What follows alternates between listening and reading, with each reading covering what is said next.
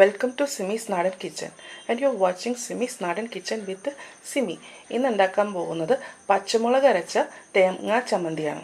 അത് എങ്ങനെയാണ് ഉണ്ടാക്കുന്നത് നോക്കാം.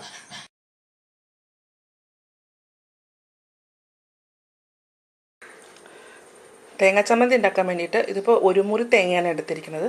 അതിലേക്ക് പുളി ചേർക്കാം. പുളി ആവശ്യത്തിന്. പുളിയൊക്കെ ഓരോരുത്തരുടെ ഇഷ്ടമനുസരിച്ച് പുളി ചേർക്കാം. പിന്നെ മുളക് അതും എരിവിനനുസരിച്ച് ചേർക്കുക. ഞാൻ 3 പച്ചമുളകാണ് എടുത്തിരിക്കുന്നത്, 2 ചെറിയ ഉള്ളി, പിന്നെ കുറച്ച് കറിവേപ്പില. ഇനി ഇതിലേക്ക് കുറച്ച് ഉപ്പ് വേണം, ഒരു ചെറിയ കഷ്ണം ഇഞ്ചിയും വേണം. അതും കൂടെ തേങ്ങയുടെ കൂടെ ചേർത്ത് അരയ്ക്കാൻ. ഇതെല്ലാം കൂടെ നന്നായിട്ട് നല്ല ഫൈനായിട്ട് അരച്ചെടുക്കണം, വെള്ളം ഇല്ലാണ്ട് വേണം അരയ്ക്കാനായിട്ട്. അപ്പോൾ ഇത് അരച്ചിട്ട് പറ്റേ.